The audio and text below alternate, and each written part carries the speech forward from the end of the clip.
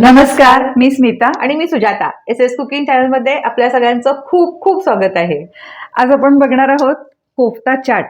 ही एकदम हटके रेसिपी आहे आणि ते कोफ्ते जे आहेत ते आपण ब्रेडचे करणार आहे. तर हा चाटचाच एक प्रकार आहे, पण थोडासा वेगळा आहे आणि एकदम छान हटके आणि खूप आवडणारा आहे सगळ्यांना. तर आज आपण कोफ्ता चाट ही रेसिपी करतोय. आणि आता उन्हाळा सुरू होतोय, त्यामुळे चाटचे प्रकार वेगवेगळ्या प्रकारचे आपल्याला खायला आवडतात, करायलाही आवडतात. मुलांच्या सुट्ट्या सुरू होत आहेत, तर आज आपण त्यांच्यासाठी हटके चाट करतोय. तर आपण हे बॉईल बटाटे घेतलेत 2. तर बटाटा शिजवताना आपण खूप पाणी त्याच्यात नको पाहिजे, म्हणून कुकरला लावणार असाल तर खाली पाणी घालून धुवून फक्त भांड्यात ठेवायचं आणि एखादी शिट्टी करून एक 2-3 मिनिटं बारीक करून ठेवलं तर तो असा छान शिजतो. किंवा मायक्रोवेव्हला पाणी न घालता शिजवला करून घेतलं बॉईल तरीही चालू शकतो. तर तसं आपण बटाटा उकडून घेतलेला आहे. त्याचे असे छोटे छोटे आपण पीसेस करून घेऊया. आणि कोफ्ते जे करणार आहे आपण ना, तर ते ब्रेडचे करणार आहे. तर ब्रेडचा जो सँडविच ब्रेड असतो ना, स्लाईस असतात म्हणजे त्या मोठ्या असतात. म्हणजे काय होतं की त्याच्यामध्ये हे बटाट्याचे जे काही आपण आत्ता फिलिंग करणार आहे ते सगळं व्यवस्थित बसतं आणि त्याचा छान असा बॉल तयार होतो. तर आता आपण ते नंतरच बघणार आहोत. तर 2 बटाटे हे साधारण 10 स्लाईस जर आपण घेतल्या ब्रेडच्या तर त्याच्यासाठी हे पुरेसं आहे. तर आपण असे ह्याचे छोटे छोटे असे पीसेस करून घेतले, सुरीने कट करून घेतले. आपण सगळे ते अशा हाताने स्मॅश नाही केलेलं, असे त्याचे छोटे छोटे असे क्यूब हवेत असं केलेलं आहे. तर ह्याच्यावरती आपण सगळा मसाला करून घ्यायचे. त्याच्यामध्ये मीठ अर्धा चमचा, लसूण पेस्ट 1 टीस्पून किंवा 1 चमचा,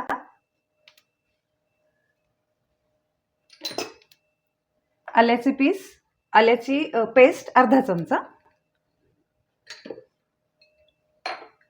1 चमचा लाल तिखट, अर्धा चमचा चाट मसाला,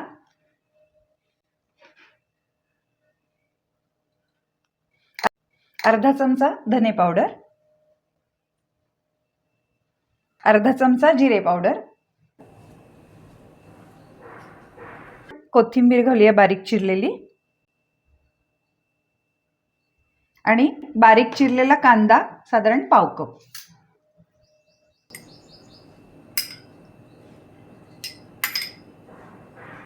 आणि हे सगळं आपण आता अगदी हलक्या हाताने सगळं मिक्स करून घ्यायचंय. हा कोफ्ता लवकर मऊ पडत नाहीये बघ, आपण करतोय तो. म्हणजे असं हे जर काही आपल्याकडे पार्टी वगैरे असेल ना, तर आपण करून ठेवलं तर ते कुरकुरीत अगदी वरचे कोफ्ते जे आहेत ना ब्रेडमुळं खूप छान कुरकुरीत राहतात बराच वेळ असे. सगळं हे हलक्या हाताने आपण मिक्स करून घेतलं.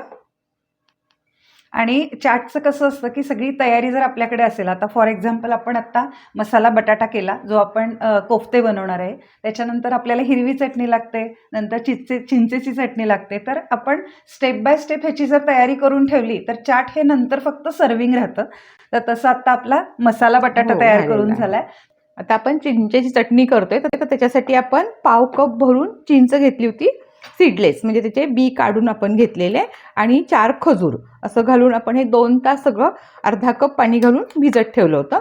तर आता हे काय करायचं, मिक्सरला फिरवून घेतलं तरी चालेल, गाळून घेतलं तरी, किंवा हाताने जर खूप वेळ भिजवलं तर अगदी हाताने असं कुस्करला अगदी तर त्याचा सगळा गर निघतो. तर आता आपलं सुद्धा 2 तास भिजल्यामुळं छान असं ते मऊ झालेलं आहे अगदी.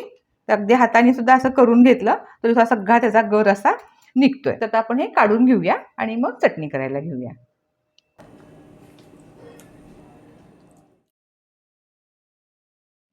सगळं आपण हाताने छान त्याला कुस्करून असं घेतलेलं आहे आणि गाळणीतून आपण हे सगळं गाळून घेऊया.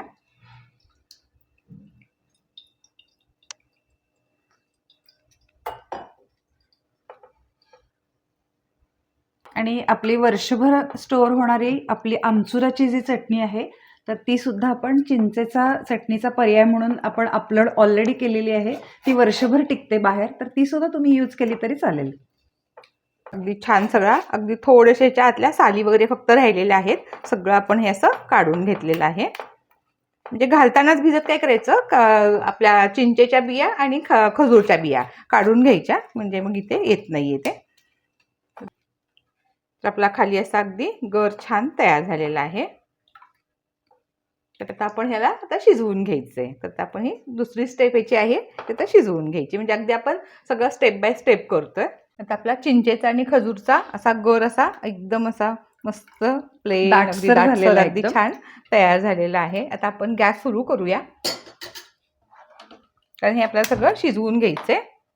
आणि करायला घेताना मात्र नेहमी स्टीलचं भांडं घ्यायचं. कढई असू दे स्टीलची घ्यायचं, पातेलं असेल तर स्टीलचं घ्यायचं. ॲल्युमिनियममध्ये किंवा कलईच्या ज्या भांड्या असतात त्याच्यामध्ये चिंचेची चटणी वगैरे करायची नाहीये, कारण त्याची रिॲक्शन होतात. म्हणून आपण इथं स्टीलची कढई घेतलेली आहे. 1 कप गूळ घालूया त्याच्यामध्ये.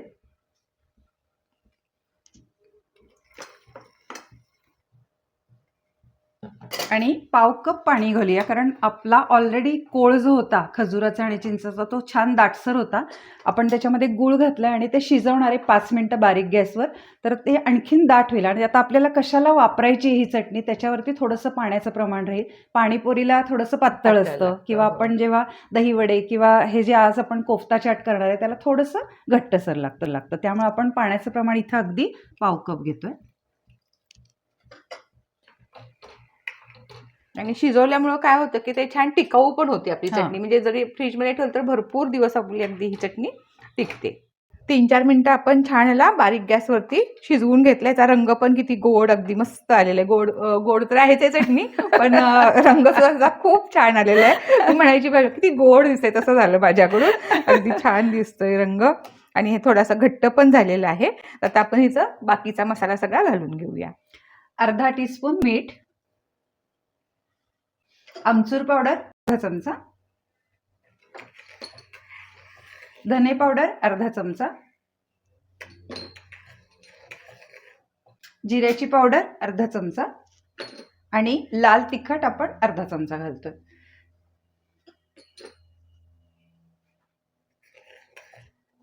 सगळे मसाले आपण घालून झालेले आहेत. स्मिता तू काहीतरी चुकून मी मगाशी आमचूर पावडर म्हणले, तर तिथे चाट मसाला हवा ऍक्च्युली. आमचूर मसाला घातला तरी सुद्धा चालेल, टेस्ट तशीच असते, पण आमचूर मसाल्याने जास्त आंबट होईल ते, तर तिथे चाट मसाला हवाय. तर आता सगळं मसाले घालून आपण परत 2 मिनिटं शिजवून घेऊया. आणि ही अशी आत्ताच इतकी घट्ट झालेली आहे. अजून थंड झाली ना की परत आणि घट्ट होती थोडीशी. जर पातळ हवी असेल तर ऐन वेळेला जेव्हा आपण सर्व्हिंग करतो तेव्हा सुद्धा थंड पाणी घालून पातळ केली तरी चालू शकते. आता 2 मिनिटांनी आपण गॅस बंद करूया. आणि मग हिरवी चटणी आपल्याला आता आपण स्टेप बाय स्टेप चालतोय. तर आता आपली चिंचेची चटणी पण तयार आहे. आता आपण ग्रीन चटणी म्हणजे आपण कोथिंबीर पुदिन्याची जी चटणी असते हिरवी चटणी ती करायला घेऊया. चटणीसाठी कोथिंबीर घेऊया.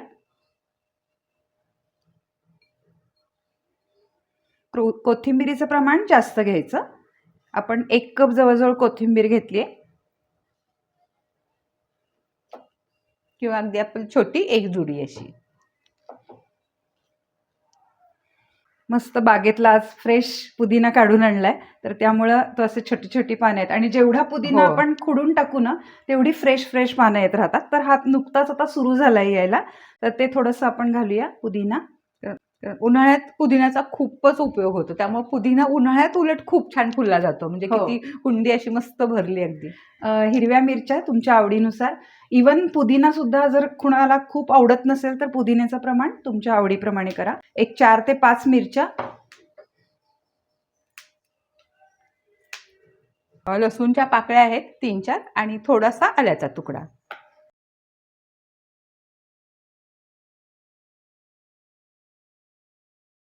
आपण अर्धा चमचा मीठ घालतोय आणि 1 चमचा आपण चाट मसाला घालतोय, त्यामुळे त्याची थोडीशी आंबटसर चव येते. तर इथं आपण चाट मसाला घातलेला आहे. ह्या ठिकाणी तुम्ही लिंबू पिळलं अर्धं तरी पण चालू शकतं. आणि ग्रीन चटणी करताना त्याच्यामध्ये थंड पाणी किंवा बर्फाचे तुकडे टाकले तर काय होतं की रंग आहे असा छान राहतो अगदी हिरवा. तर आपण बर्फाचे तुकडे टाकतोय 5-6.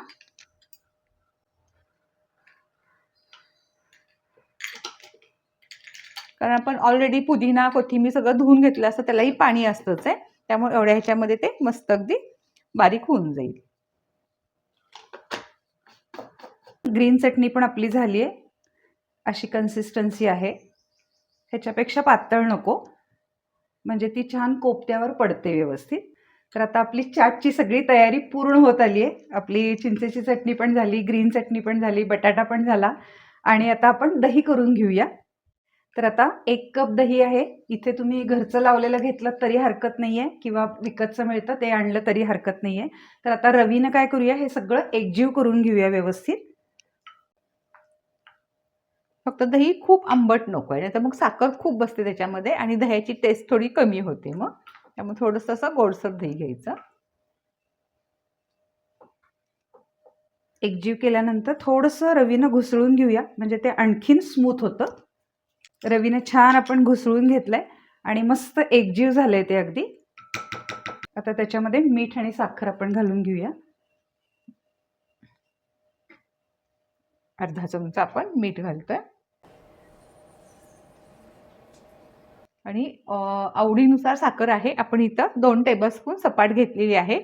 आंबट किती दही आहे त्याच्यावरती थोडंसं ते प्रमाण ठरवू शकता तुम्ही. आणि पुन्हा हे सगळं आता एकत्र करूया. आणि मुद्दामूनच साखर इथे पिठी साखर न घालता आपण खडा साखर घातली आहे. कारण का, तर या साखरेचं थोडंसं पाणी सुटणार आहे आणि त्याचं टेक्स्चर जे आहे दह्याचं ते आणखीन छान होणार आहे, थोडंसं सैल होईल. आणि हे जे काही आपण दही केलेलं आहे ते फ्रीजमध्ये आता थंड करायसाठी ठेवणार आहे. ह्याची दह्याची पण कन्सिस्टन्सी अशी आहे की जेणेकरून ते कोफ्त्यावर व्यवस्थित दही बसेल. आता सगळं एकजीव झालेलं आहे. ते आता आपण हे दही फ्रीजमध्ये थंड करायला ठेवूया आणि आता ॲक्च्युली आपली सगळी तयारी झाली आहे, तर कोफ्ते करायला घेऊया. कोफ्ते करतोय आपण, तर त्याच्यासाठी सँडविच ब्रेड जो असतो, म्हणजे स्लाइस जी मोठी असती तो घ्यायचा. मोठावाला फक्त घ्यायचा आहे. त्याचा आपण कडा वगैरे काहीही काढत नाहीये. इथे एका पसरट डिशमध्ये पाणी घेतलेलं आहे. तर हा पाण्यात थोडासा डीप करायचा, फार पण ओला करायचा नाहीये. अगदी हलक्या हाताने तो फक्त ओला करून घ्यायचा किंवा हाताने शिंपडलं तरी हरकत नाहीये. तर मी असा फक्त ओलसर करून घेते वर खाली. लगेच तो घ्यायचा आहे, थोडंसं प्रेस करायचा, त्यातलं एक्स्ट्राचं पाणी सगळं काढून टाकायचं आणि मध्ये जे आपण बटाट्याचं मगाशी सारण केलं होतं, मसाला बटाटा, तो घालून घ्यायचा.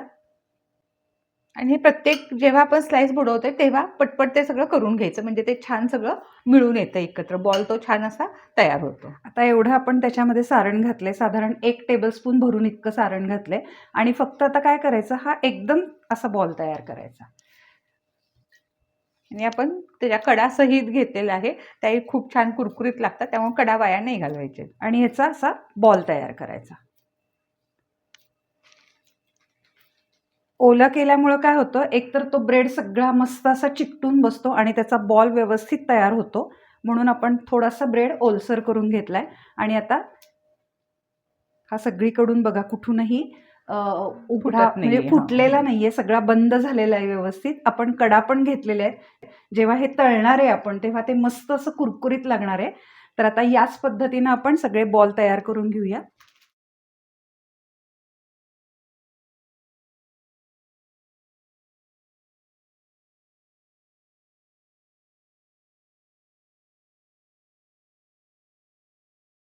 तर आता कोफ्ते करण्यासाठी आपण तेल तापत ठेवलं होतं, छान तेल तापलेलं आहे. तर आता एक एक बॉल घेऊन फक्त तळायला आपण घेतल्यानंतर पुन्हा एकदा त्याला हलकासा एकदम हात असा हे करायचा थोडासा आणि आपण हे तळायला घेऊया.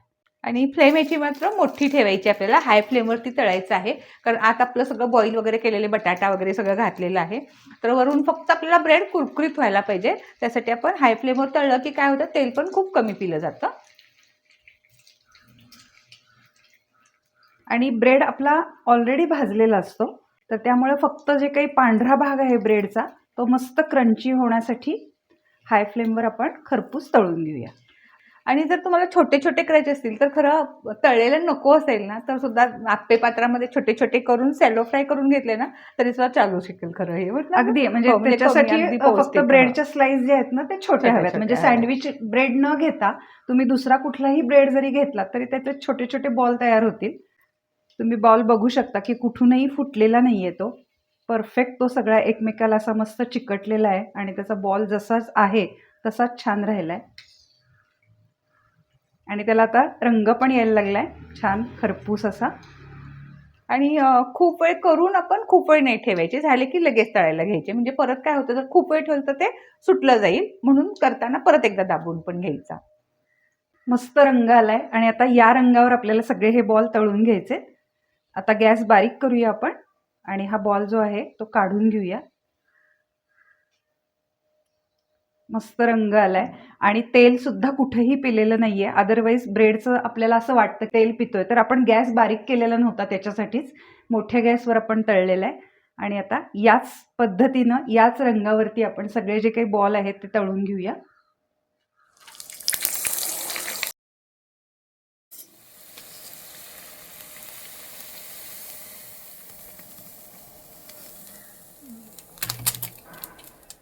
तर सगळे आपले कोफ्ते जे आहेत ते तळून झाले आणि आता आपण एखादा घेऊन बघूया कसा कुरकुरीत राहिलाय तो अजूनही.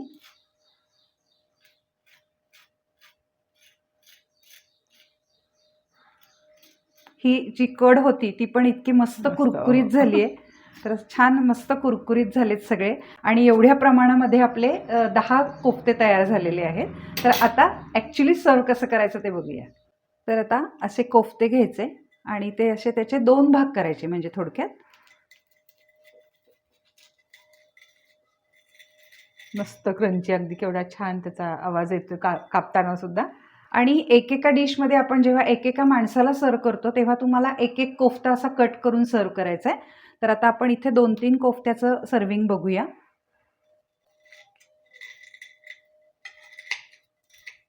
छान कुरकुरीत आवाज येतो एकदम त्याचा.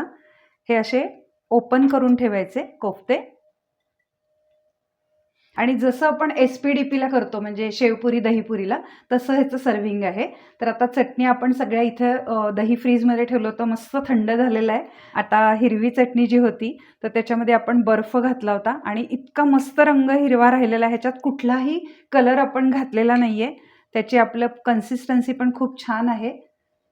तर आता सुरुवातीला आपण काय करूया, आधी चिंचेची चटणी जी आहे ती घालूया.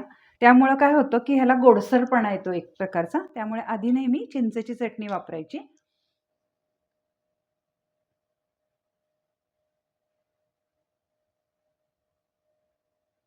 त्याच्यानंतर हिरवी चटणी घालायची. आपली ही चटणी करून सुद्धा अर्धा तास झालेला आहे, तरी सुद्धा त्याचा रंग बदलला नाही, कारण त्याच्यामध्ये आपण आईसचे क्यूब घातले होते. ही आवडीनुसार घालू शकता. आता थोडासा कांदा घालूया, म्हणजे तो कांदा त्याला चिकटून बसतो.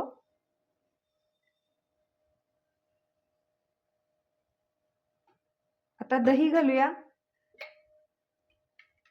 दही पण आपलं कन्सिस्टन्सी अशी छान राहिलेली आहे की जेणेकरून हे दही जे आहे ते त्या कोफ्त्यांवर मस्त बसणार आहे.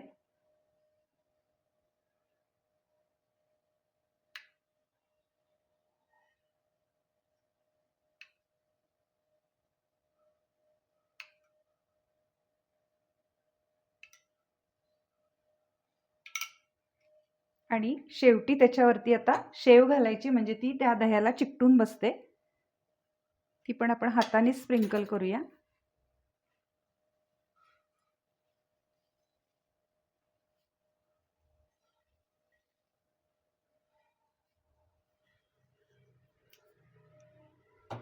आणि पुन्हा एक थोडासा असा चटण्यांचा त्याच्यावरती जस्ट एक लेयर द्यायचा.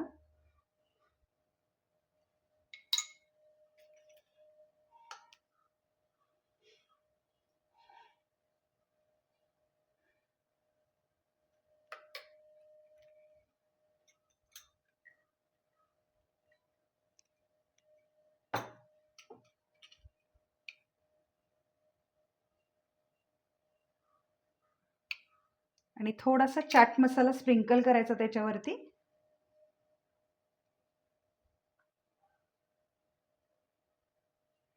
आहा, मस्त असं. चाट हा प्रकार असा आहे की तो दिसायलाच इतका टेम्पटिंग दिसतो. म्हणजे आपण म्हणतो ना, आधी आपलं नजर सगळं बघत असते आणि नंतर आपल्याला ती इच्छा होती की कधी एकदा मी खाईन हे चाट प्रकार. तर सर्विंग आपलं हे तयार आहे. अशा पद्धतीनं सर्व करू शकतो आपण. आणि एकेकाला जर हवं असेल तर एक एक आपण कोफ्ता सुद्धा ह्याच्यामध्ये कट करून आपण तो स्वतः त्या पद्धतीनं पण सर्व करू शकतो. म्हणजे सिंगल डिश Single dish असेल तर. करू शकतो. आणि हे कोफ्ते जे आहेत ते आपण आधी पण करू शकतो. म्हणजे असं काही नाही की ही सगळी ऐन वेळेला तयारी आहे. चटण्या वगैरे तर आपण आधी करून ठेवू शकतो. शिवाय कोफ्ते सुद्धा जर आपल्याला संध्याकाळी हवे असतील सर्विंगसाठी तर सकाळी सुद्धा करून ठेवले तरी चालतील आणि नंतर फक्त थोडेसे ते आप्पे पात्रामध्ये थोडेसे गरम केले तर ते आणखीन क्रंची होतात. तर अशा पद्धतीनं आपण आज कोफ्ता चाट ही रेसिपी बघितली. तुम्ही सुद्धा नक्की करून बघा या उन्हाळ्यामध्ये आणि तुमचे कोफ्ते कसे झाले हे नक्की आम्हाला कॉमेंट्स करून कळवा. आणि आमच्या यूट्यूब, इंस्टाग्राम आणि फेसबुक या चॅनेलला नक्की लाईक, शेअर आणि सबस्क्राईब करा. आणि आमच्या SS कुकिंग चॅनलला नक्की फॉलो करा. लवकरच भेटूयात.